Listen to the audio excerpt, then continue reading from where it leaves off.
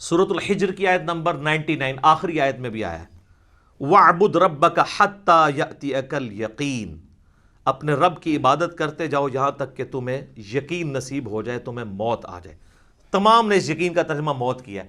مرنے سے پہلے یقین نہیں آ سکتا، کیونکہ یقین اس وقت آتا ہے جب آپ فزیکلی دیکھ لیں۔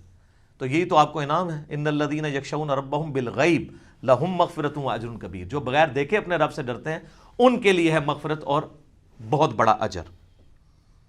اور صحیح مسلم میں انٹرنیشنل نمبر کے مطابق 7356 نمبر حدیث ہے دجال کے کانٹیکسٹ میں۔ نبی علیہ السلام فرماتے ہیں کہ یہ دجال آئے گا تو اس کے ماتھے پہ کافر لکھا ہوگا، لیکن وہ کاف فا را یا کاف الف فا را لکھا ہوگا ایبریویشنز میں، تو لوگ جو اہل ایمان ہیں نبی علیہ السلام کہتے ہیں وہ پڑھ لیں گے کہ یہ کافر لکھا ہے، تو ان کو پتہ چلے گا دجال ہے۔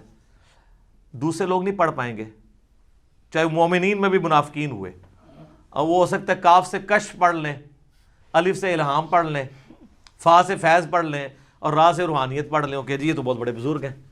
اچھا، اس حدیث میں 7356 میں آتا ہے کہ نبی علیہ السلام نے فرمایا کہ وہ خدائی کا دعویٰ کرے گا، دجال یاد رکھو تم میں سے کوئی شخص اپنے رب عز و جل کو نہیں دیکھ سکتا یہاں تک کہ اسے موت آ جائے۔ یہ الفاظ ہیں۔ کیا مطلب؟ کہ مرنے سے پہلے کوئی اللہ کو نہیں دیکھ سکتا، مرنے کے بعد دیکھیں گے انشاءاللہ، انشاءاللہ۔ تو مرنے سے پہلے آپ نہیں دیکھ سکتے، تو آپ بھی مرنے سے پہلے ہے مسلمان، کر لے اس پہ غور۔ کتابوں کا خدا اور ہے، بابوں کا خدا اور۔ اب آپ سوچ رہے ہوں گے بابوں نے کیا کام ڈالا ہوا ہے، تو اے ہوں آگے جو کام کی پایا جو انہوں نے، اے دے تسی کتابوں نے خدا دی تعریف سن لی۔ بابوں نے کیا کام ڈالا ہے جناب؟ تذکرۃ الاولیاء شیخ فرید الدین عطار المتوفی 627 ہجری کی کتاب ہے، جو بریلوی اور دیوبندی دونوں چھاپ رہے ہیں، اور کہہ رہے ہیں سارے اولیاء کے حالات زندگی اس میں لکھے ہوئے ہیں، ایسی کو کتاب نہیں۔ اس میں بایزید بسطامی کی معراج لکھی ہوئی ہے، المتوفی 261 ہجری۔ ان کا امام ابو یزید بسطامی اور میرا امام ابو الحسین مسلم بن حجاج القشیری المتوفی 261 ہجری، وہ بھی 261 میں فوت ہوئے ہیں، یہ بھی 261 میں فوت ہوئے ہیں۔ تو وہ کہتے ہیں انہوں نے معراج میں وہ عرش تک پہنچ گئے اور اللہ کو دیکھا، مشاہدہ کیا، اور باقاعدہ چیپٹر ہے بایزید بسطامی کی معراج تذکرۃ الاولیاء میں۔ بخاری مسلم کو چھوڑ کے ان کے پیچھے پڑے ہوئے ہیں، اور یہ آپ کو حوالے اس کے تذکرۃ الاولیاء کے فضائل اعمال میں ملیں گے، فضائل سنت میں بھی، تبلیغی جماعت کی کتاب میں بھی، دعوت اسلامی کی جماعت کی کتاب میں بھی، یعنی دونوں بھاری فرقے بریلوی اور دیوبندی اس کو لے کے چل رہے ہیں۔ پھر کشف المحجوب جو اس سے بھی پہلے لکھی گئی 200 سال پہلے، علی بن عثمان حجویری المتوفی 465 ہجری، انہوں نے کشف المحجوب میں بایزید بسطامی کے بارے میں کلیم کیا ہے کہ وہ جب حج کرنے کے لیے گئے تو پہلی دفعہ گئے تو صرف کعبہ دیکھا، تو کہتے ہیں میرا حج نہیں ہوا۔ اگلی دفعہ گئے تو کعبہ بھی دیکھا اور کعبے کے رب کو بھی دیکھا، تو کہتے ہیں پھر بھی میرا حج نہیں ہوا۔ تیسری بار گئے تو صرف اللہ کو دیکھا، کعبہ ہی غائب تھا، تو ان کا اب میرا حج ہوا ہے۔ فزیکلی دیکھا۔ اگر کہتا نہیں یہ خواب میں دیکھنا ہے، تو سر میرا معصومانہ سوال ہے کہ خواب کا پیکج موسیٰ ابن عمران علیہ السلام کو آفر کیوں نہیں ہوا، جن کو سورۃ الاعراف کی آیت نمبر 143 میں کہا گیا لن ترانی، موسیٰ تو مجھے نہیں دیکھ سکتا، انہوں نے آگے سے توبہ کی۔ تو اگر بازید والا عقیدہ ان کا ہوتا تو کہتے ہیں اللہ توبہ خواب ہی کرا دے، بازید نو تے بائی کرانی ہے نا، کہانیاں، جھوٹ، کوڑ۔ ہن مزہ آیا۔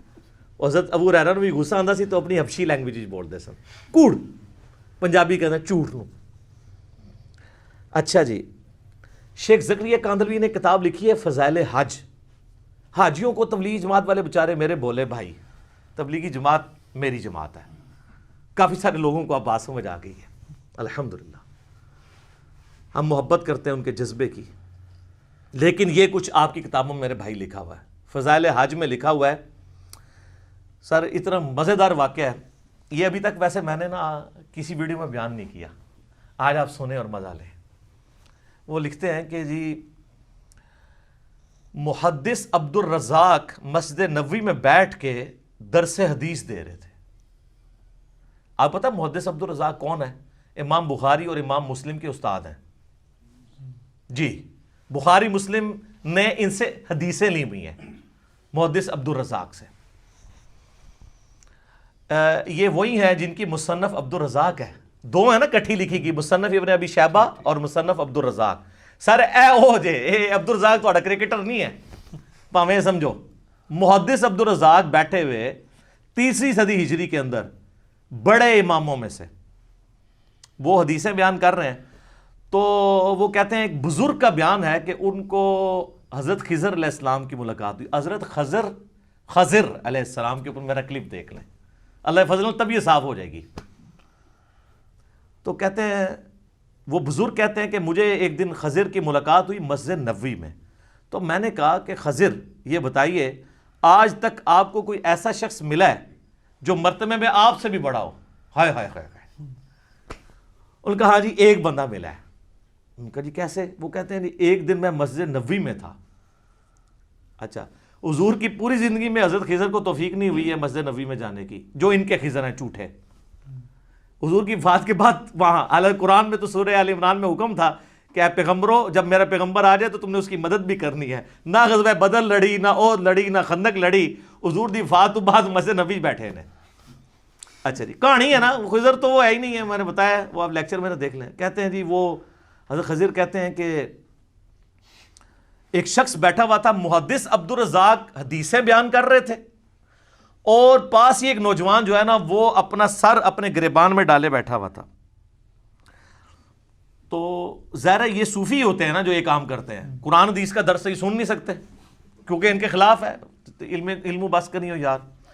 تو کہتے ہیں حضرت خضر کہتے ہیں میں بڑا حیران ہوا کہ محدث عبد الرزاق یہاں پہ درس دے رہے ہیں, اتنے بڑے محدث, اور یہ بندہ علیحدہ بیٹھا ہوا ہے. تو کہتے ہیں میں اس کے پاس چلا گیا, تو وہ یوں ہی بیٹھا تھا. تو میں نے اس سے پوچھا کہ تو عبد الرزاق سے حدیثیں کیوں نہیں سنتا, اس زمانے میں تو اس کے پائے کا محدث کوئی نہیں ہے. تو وہ آگے سے کہتا ہے کہ لوگ عبد الرزاق سے حدیثیں سنتے ہیں اور میں ڈائریکٹ رزاق سے سنتا ہوں. استغفر اللہ لعنت اللہ علی الکاذبین. سر یہ دعویٰ رسول اللہ کے بعد اگر کوئی کرے تو یا تو اس کا ذہنی توازن بگڑا ہوگا یا غلام احمد قادیانی کا بھائی ہوگا. صحیح بات. تبھی قلم اٹھا سکتے ہیں نا آپ کہ ذہنی توازن بگڑا ہو. صحیح بخاری میں تعلیقاً مولا علی کا قول ہے, اور سنن ابن ماجہ میں مرفوع پوری مولا علی نے ہی نبی علیہ السلام سے روایت کیا کہ 3 لوگوں سے اللہ نے قلم اٹھا لیا ہے. نمبر 1 سویا ہوا شخص, نمبر 2 بالغ نابالغ, اور نمبر 3 مجنون مجذوب پاگل جو مرضی کہہ دو, شطحیات والا. اچھا وہ کہتے ہیں کہ جی وہ حضرت خضر پریشان ہو گئے کہ بھی یہ کیڑا جڑا کہتے ہیں ڈائریکٹ اللہ کو سننا. تو حضرت خضر کہتے ہیں میں نے پوچھا کہ اچھا تجھے اگر اتنا ایمان ہے تو بتا میں کون ہوں. تو کہتے ہیں جی اس نے کہا کہ نظر اٹھا کے کہا, انہوں نے کہا اگر میں غلط نہیں ہوں تو خضر ہے. کہتے ہیں میں ڈر گیا. تو کہا یہ مجھے ایک بندہ ملا جو مرتبہ میرے سے اوپر سے. اے جے جناب کہانیاں تے اس لیے میں نے بیان کیا کہ یہ حضرت موسیٰ علیہ السلام اور پیغمبروں کے مقابلے پہ انہوں نے اپنے بابے بنائے ہوئے ہیں. تو اب ہم ان کو صرف پیار سے ہی کہہ سکتے ہیں کہ مرنے سے پہلے اے مسلمان کر لے اس پہ غور, کتابوں کا خدا اور ہے, بابوں کا خدا اور. البتہ میرے بھائیو اس کائنات میں ایک ہستی ایسی ہے جسے اللہ تعالیٰ نے اس دنیا میں خواب کی حالت میں اپنا دیدار عطا کیا, اور اس اعتبار سے باقی ساری مخلوقات پہ فوقیت دی, اور وہ ہمارے محبوب سید الاولین والآخرین شفیع المذنبین رحمت للعالمین سیدنا و مولانا امام اعظم محمد رسول اللہ صلی اللہ علیہ وآلہ وسلم کی مبارک ذات ہے. اور یہ تو نبی الاسلام کے بارے میں خواب میں زیارت والا معاملہ, یہ تو میں حدیث آپ کو بعد میں بیان کرتا ہوں. آپ کے بابوں نے یہ دعویٰ امام حنیفہ کے لیے بھی کیا, وہ کہتے ہیں 100 دفعہ خواب میں زیارت ہوئی ہے. احمد بن حنبل کے بارے میں تو فضائل اعمال کے اندر لکھا ہے کہ خواب میں اللہ کو دیکھا اور پوچھا کہ اللہ جی میں آپ کا قرب چاہتا ہوں تو کس چیز سے حاصل کروں, تو اللہ نے فرمایا قرآن سے. تو اگے امام احمد بن حنبل نے کہا کہ اللہ سمجھ کے کہ بغیر سمجھ کے, تو اللہ نے کہا کہ چاہے سمجھ کے چاہے بغیر سمجھ کے. کڈی کہانی خواب ہی چیز لینی تھی. تو سر اس پہ میری 100 نمبر مجلس دیکھ لیں, کتابوں کا خدا اور ہے, بابوں کا خدا اور. میں آج اس کی انجینئرنگ نہیں کرتا, بل یہ فضائل اعمال کے اندر یہ لکھا ہوا ہے فضائل ذکر والے چیپٹر کے اندر کہ امام احمد بن حنبل نے بھی اللہ کو دیکھا ہے خواب میں. بالکل کہانی ہے. اگر یہ کوئی چیز ہوتی تو یہ پیکج موسیٰ علیہ السلام کو آفر ہوتا, جو سورۃ الاعراف کی آیت نمبر 143 میں کیٹاگوریکل ڈینائی آ گیا، لن ترانی، تو نہیں دیکھ سکتا، ٹھیک ہے، فزیکلی تو کوئی دیکھ سکتا، خواب میں بھی صرف نبی علیہ السلام کی خصوصیت ہے۔ اور وہ حدیث ہے میرے بھائیوں جامعہ ترمذی میں انٹرنیشنل نمبر کے مطابق 3235، یہ حدیث مسند امام احمد میں بھی ہے، مشکات المصابی میں 748 نمبر ہے پہلی جلد کے اندر، اور یہاں خواب کا ذکر ہے۔ اور یاد رکھیے گا سورہ الصافات کی آیت نمبر 100 سے لے کے 103 تک آتا ہے نا کہ ابراہیم علیہ السلام کو اللہ نے خواب میں بیٹے کی قربانی کا حکم دیا تھا۔ انبیاء کے خواب وحی الہی ہوتے ہیں۔ بخاری مسلم میں کئی احادیث ہیں کہ نبوت کا 46واں حصہ خواب ہے، نبیوں کو جو خواب دکھایا جاتا ہے وہ ڈیفینیٹلی وحی الہی ہوتا ہے۔ باقی بخاری مسلم میں آتا ہے کہ نبیوں کے علاوہ جو ہے وہ اللہ کی طرف سے بھی ہو سکتا ہے، شیطان کی طرف سے بھی ہو سکتا ہے، نفس کی طرف سے بھی ہو سکتا ہے۔ تو یہ ترمذی میں جو حدیث ہے، مسند احمد میں بھی، مشکات المصابی میں بھی، اور اس حدیث کے ساتھ امام ترمذی نے لکھا ھذا حدیث حسن صحیح، یہ حدیث حسن صحیح ہے۔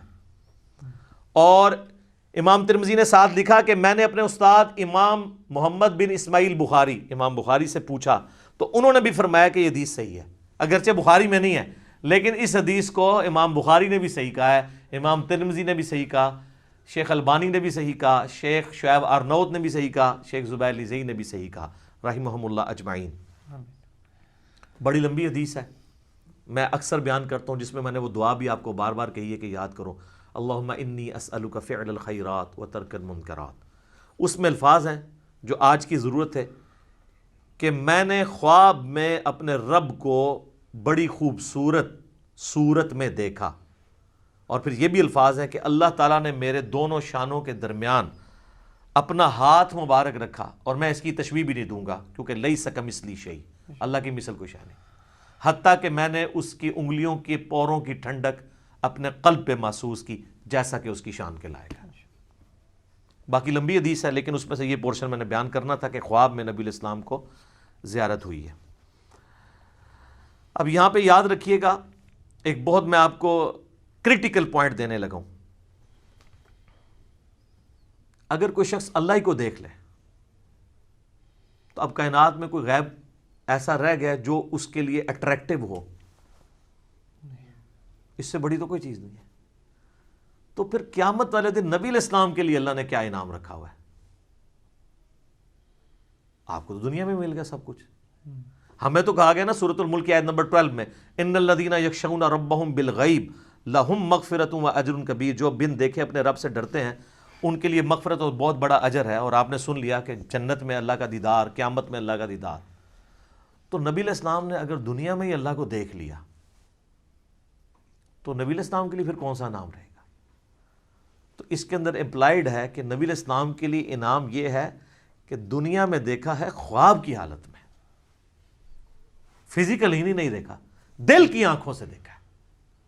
فزیکل دیکھنا ابھی باقی ہے ان کا بھی، وہ حضور کے لیے ابھی بھی غیب کی چیز ہے، تو آپ علیہ السلام کے لیے بھی انعام باقی ہے۔ تو جو لوگ اس دنیا میں حضور کا فزیکل دیکھنا مانگتے ہیں یا شب معراج فزیکل دیکھنا مانگتے ہیں تو ان کے لیے علمی چیلنج ہے کہ پھر بتاؤ کہ نبی علیہ السلام کے لیے قیامت اور جنت میں اور کون سا انعام ہوگا اس سے بڑھ کے، اگر آپ اپنا سب سے بڑا انعام پہلے ہی اویل کر چکے ہیں۔ اور یہ پوائنٹ جس شخصیت نے ہائی لائٹ کیا ہے میں اس کا کریڈٹ اسی کو دیتا ہوں، مولانا اسحاق صاحب رحمہ اللہ تعالی، المتوفی 213 عیسوی مطابق 28 اگست 2013، انہوں نے یہ چیز ہائی لائٹ کی تھی، اور یہ میں نے نہ آج تک کسی کتاب میں پڑھی نہ کسی اسکالر سے سنی۔ اسکالر نے بیچارے نے کیا بیان کرنا ہے، یہ مولانا اسحاق کو کریڈٹ جاتا ہے کہ انہوں نے یہ ایسا علمی، آپ کہتے ہیں وہ جس طرح وہ تاش میں کہتے ہیں نا یکا پھینکنا، کہ بتاؤ کہ اگر حضور نے بھی اللہ تعالیٰ کو فزیکلی دیکھ لیا جو تمہارا کلیم ہے تو حضور علیہ السلام کے لیے تو اب کوئی چیز نہیں رہے گی باقی۔ تو خواب میں ہی دیکھا، فزیکلی نہیں دیکھا، شب معراج بھی دیکھا تو پردے میں دیکھا، فزیکلی نہیں دیکھا۔